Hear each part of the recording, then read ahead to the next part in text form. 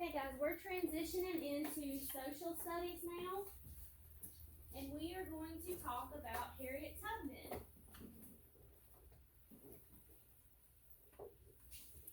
So this is the standard that we're covering today. It's examine the main ideas of the abolitionist and suffrage movements. Discuss contributions of and challenges faced, and we have talked about Susan B. Anthony, Frederick Douglass. There's also Elizabeth Cady Stanton, Eleanor Truth, and Harriet Tubman. It's also located at the back of the room.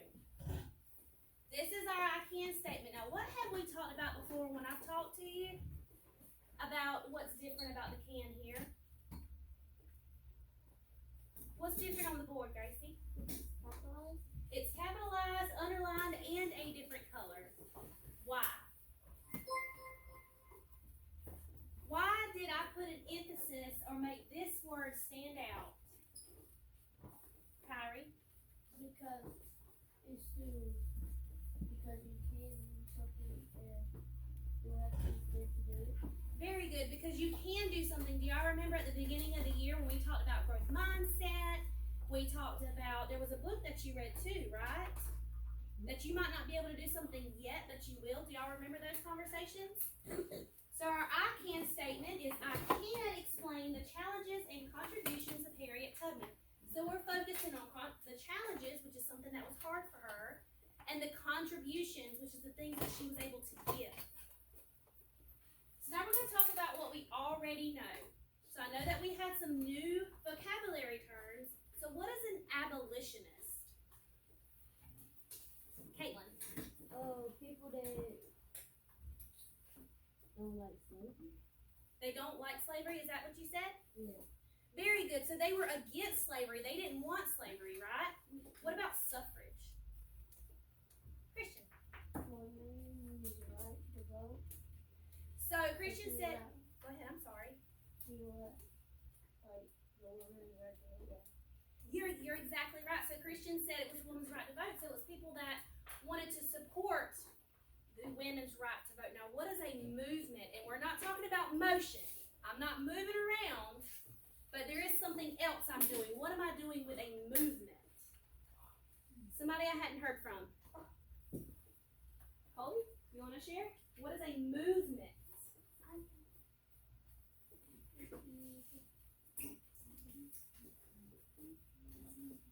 That's okay. We can keep working with it.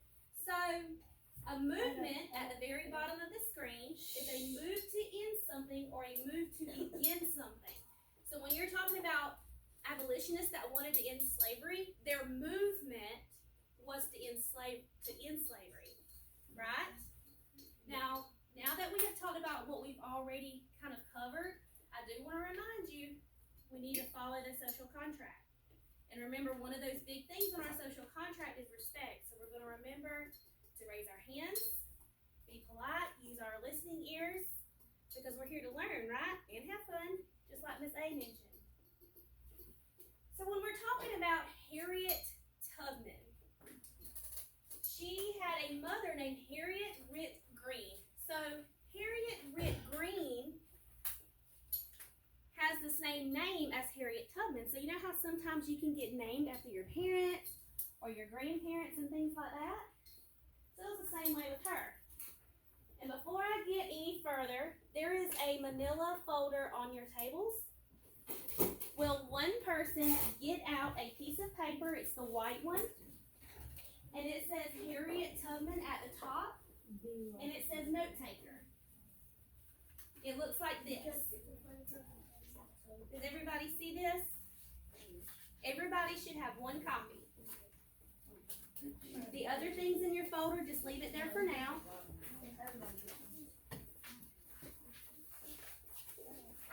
This is just like we've done before. So this is your note taker. So the words that are bolded and underlined, you're going to watch for them because you're going to highlight, or you can circle with a colored pencil on your note taker. I want to make sure that you're trying your best and paying attention, because next time we're going to practice taking notes. And remember our social contract, please. Because the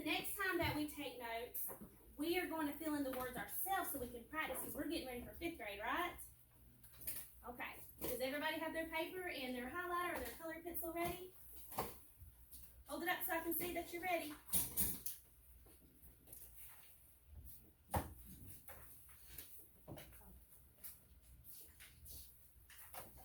Okay.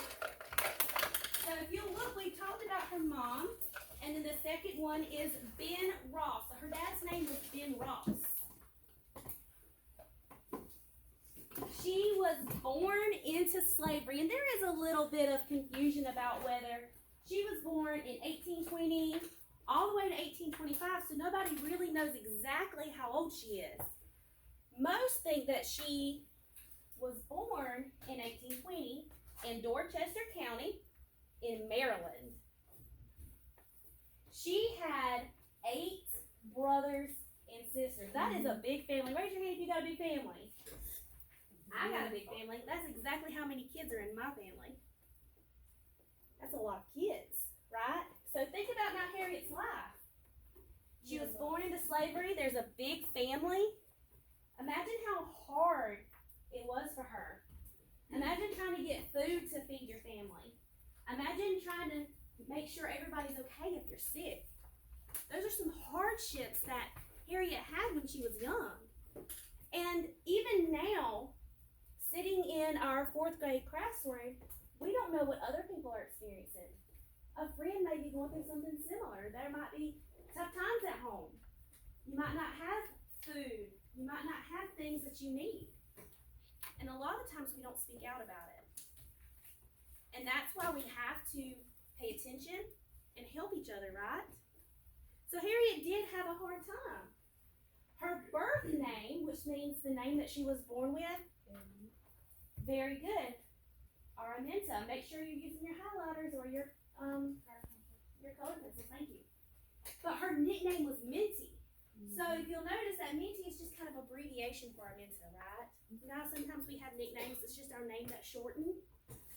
Y'all ever had that? At age 6, she was already working, but she wasn't getting paid. She wasn't getting paid at all. And so what she did was she would go and weave. She took care of children, and eventually she had to work in the fields.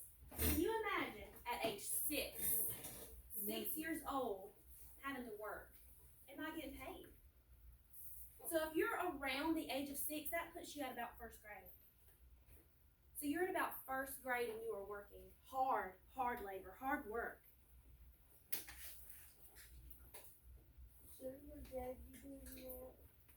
Okay, let's make sure we raise our hands. Tyra, do you have a question? Yeah, so even into like today's society, a lot of times we do see our dads that are working. But remember that Harriet had a different life than we did.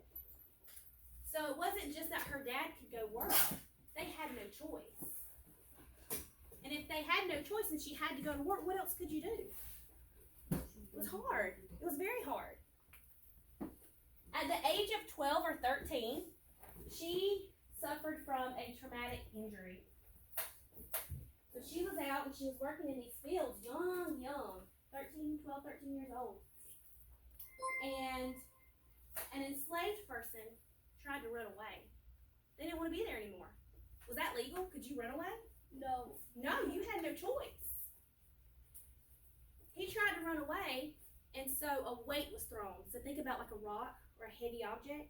It was thrown. But instead of hitting the person that was trying to run away, it hit Harriet in the head. It hurt her. And what happened is it affected her brain. So she would fall asleep easily. So now you have Harriet who's living this hard life, and on top of that, now she has a health issue. Do you have a question, Caitlin? I know something about what you just said. Like when she would fall asleep, she would like have visions and stuff. She had visions? Yeah. So that is some of the things that we have heard, is that she would have visions about religion, which is kind of like what you believe. Let's move on. So when we're looking at Harriet in her young adult life, Harriet was worried about her family. So she decided she was going to run away. Now remember, that was against the law. You couldn't do that, right? No. So she convinced her 2 brothers, Harry and Ben, to run away with her. But But then there was an ad in the paper. There was a reward for the return of Harry, Ben, and Harriet. $100 a piece.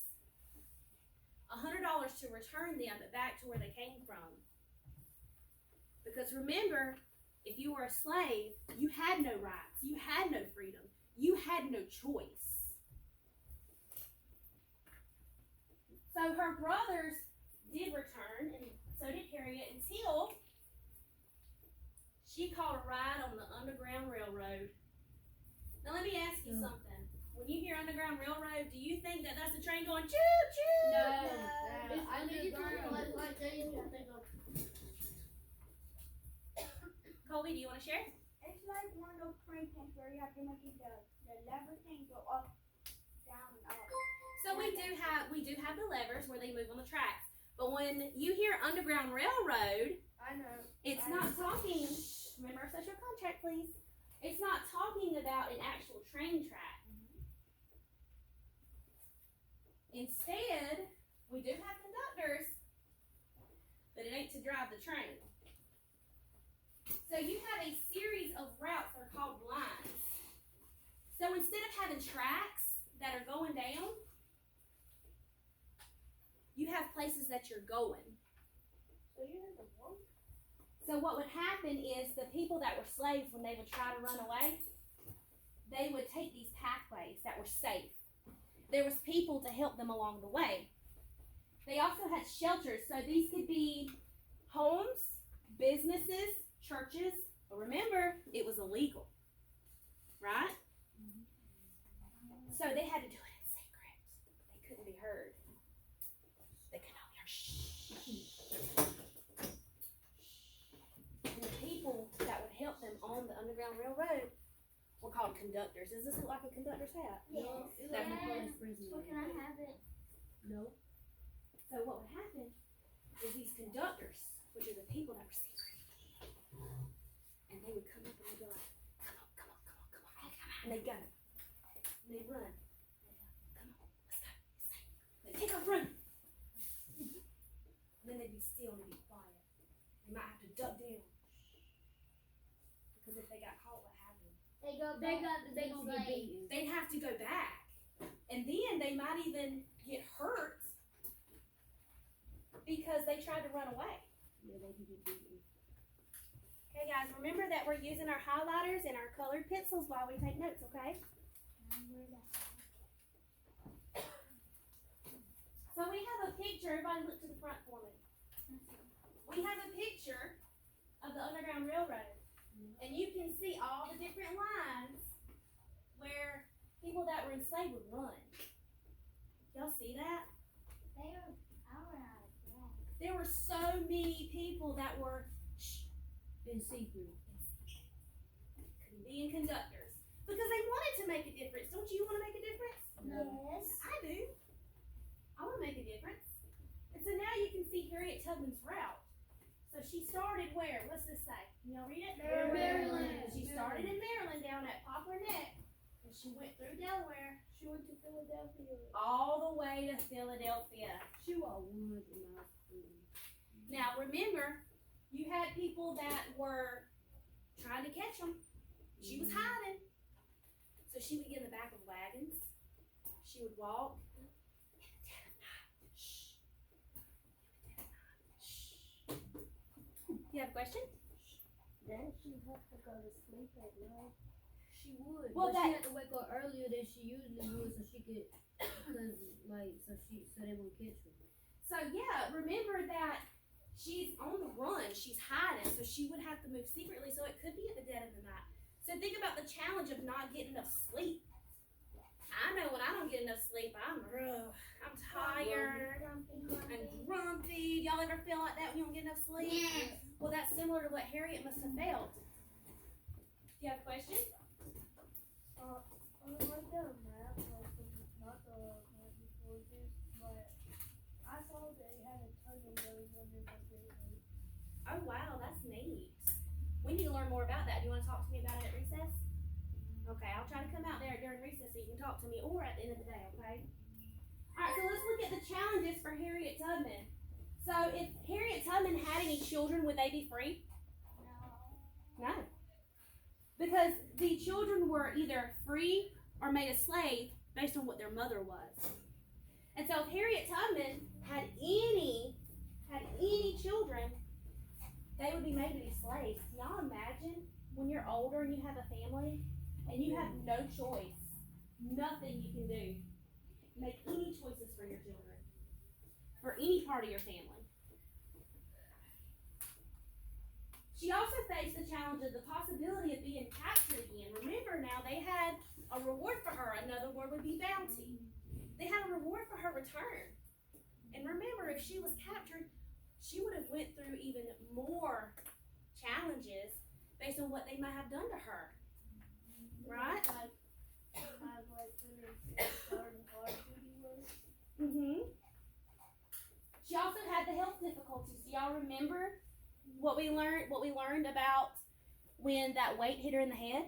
Yes. So she had that. And remember, if you were a person that was a slave, you had to work. You had no choice. And if you had a health problem, what would you do?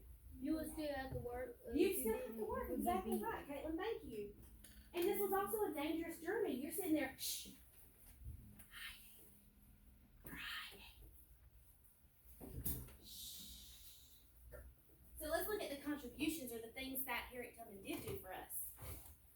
So she snuck back to the South 13 times. 13 times she came back, and she faced those challenges over and over and over because she wanted to save people. She really wanted to save her family. It was estimated that Harriet Tubman freed 70 slaves. Now, I did a little bit of research for y'all, and I found that some think that it was 300. She's quoted as saying it was 50 to 60 and then 70.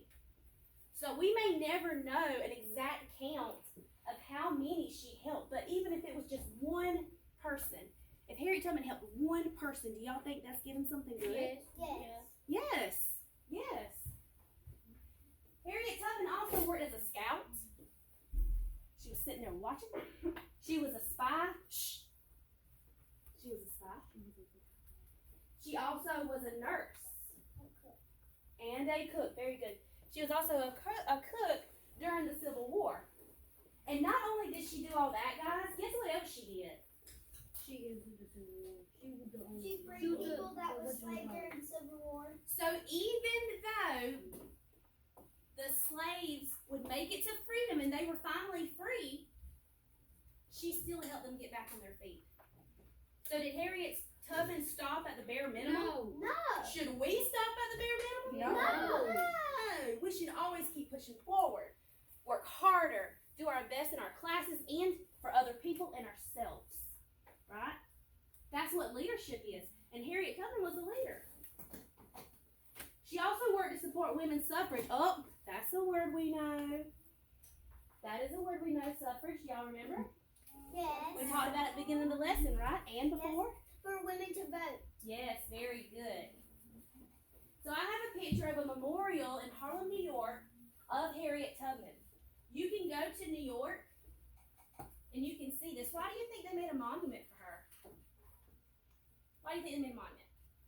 Because she was very important and she helped people that was in slavery and women's suffrage. Okay, why was she important? Because she didn't. Because she freed people from slavery. They still wouldn't be able to vote and they would still be in slavery. The people that she helped. I like where you're going, Kyrie. Kyrie. Sorry, Kyrie. The people that she helped, it made a difference for them, right? And this is to honor her. Also, if you look back at the board, there's a picture of a sign in Auburn, New York. And it reads, Harriet Tubman, Moses of her people. Who's ever heard of the word Moses? Oh, me. Okay, this is going back to a little bit of religion. And remember, we all believe differently. Is that okay? Yeah, because we're all different. Moses is known for leading people. So does it make sense that Harriet Tubman would be called Moses of her people? Yes. Yeah, because she led what? She led people to freedom. She led people to freedom. She wanted to help. It was in her heart. She wanted to help. At this location, not only is it her former home, do you have a question? Yeah, like whenever you said she was like, you said whenever she was like going to Philadelphia. Did she have blackouts when she was going? Did she have what? Like when she kept falling out. Like did she have that? So, based on research, Harriet Tubman did have blackouts. So it might hit her all of a sudden. So while she's running towards Philadelphia, do y'all think that maybe she could have, based on her health difficulties she had? Yes. Yeah, it really could have happened. Now we don't know. You know, we weren't there, but because she had that health issue, more than likely it could have hit her. Do you have a question? Okay. So you said she had wanted to help people in her heart. Yes. So she wanted to stop slavery. Yes, exactly right, Darkwest. She wanted to stop slavery, so she did everything that she could in her power to help those people, just like we should do now. Y'all think we should? We should help people as much as we can? Yes, Ryan. I think we should. At this location, let's move on back to our picture, okay?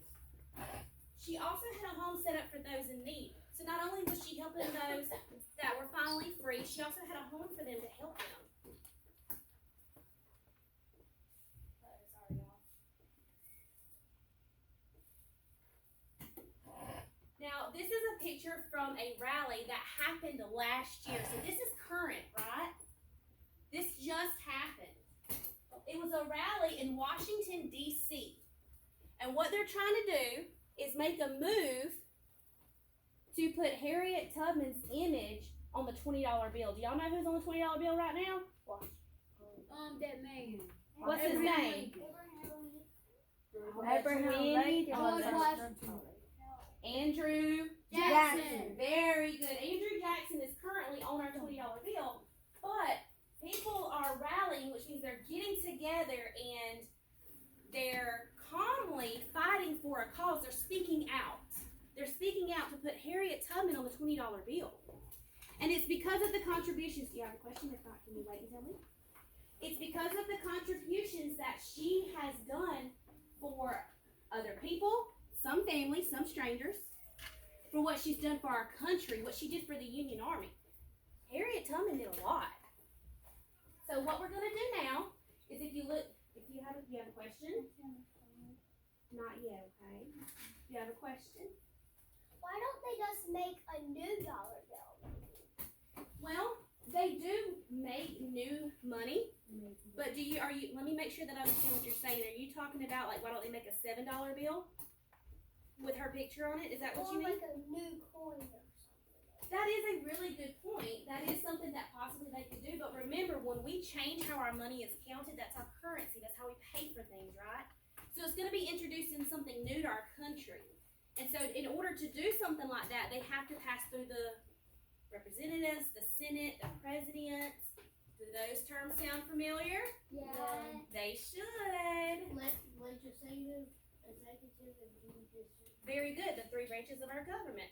All right, so let's move on. You will see a manila folder on your table, and there is some blue answer keys. Go ahead and take those out and pass them to the people at your table.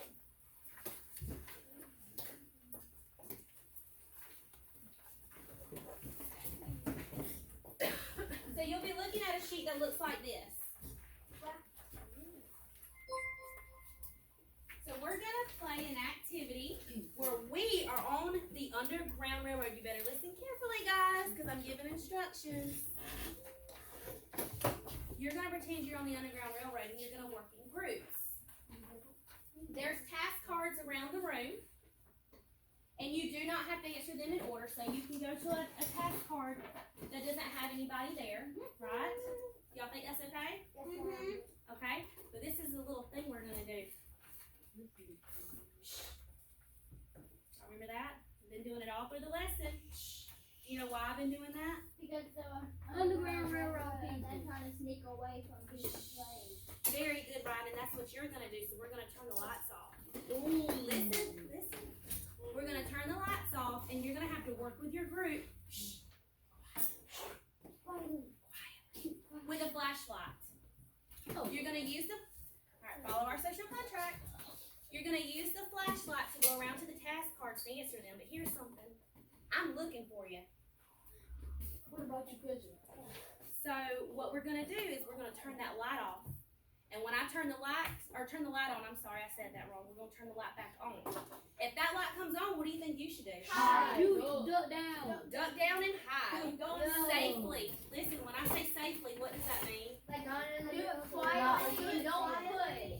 And don't get hurt. I like all the answers I've heard, but I love Ryan's. Ryan said don't get hurt, so we shouldn't hurt each other or ourselves. Or don't fight. We're still following our social contract and our classroom rules, right?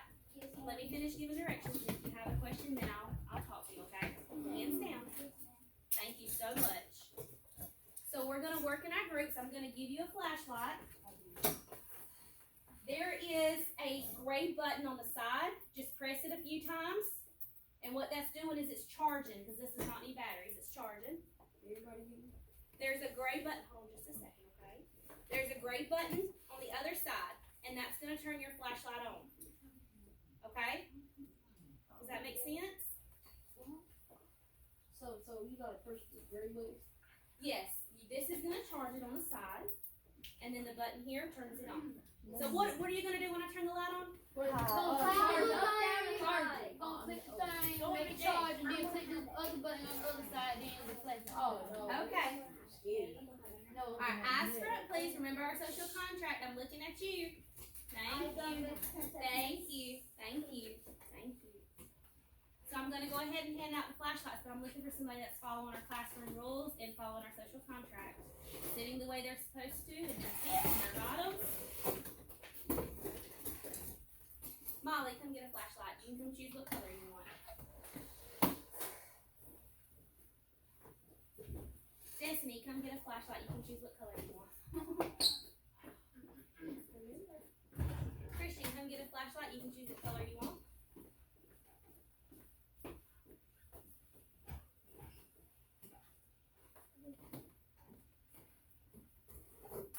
Sophia, come get a flashlight. Gracie, Caitlin.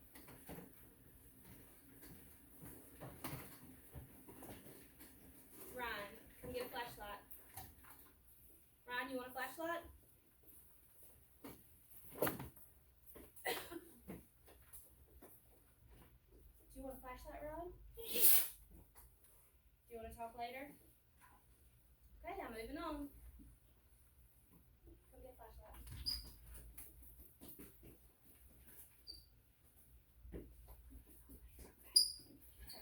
Yes, you have a question, Christian? Yes, you're just gonna press it like this. Alright, so the people at your table is your group. If there's enough there, you can work 2 and 2. There's 10. On one side, some of your task cards will have 11 through 20. We're not doing that. We're just doing 1 through 10. Everybody ready? Yeah. Get started.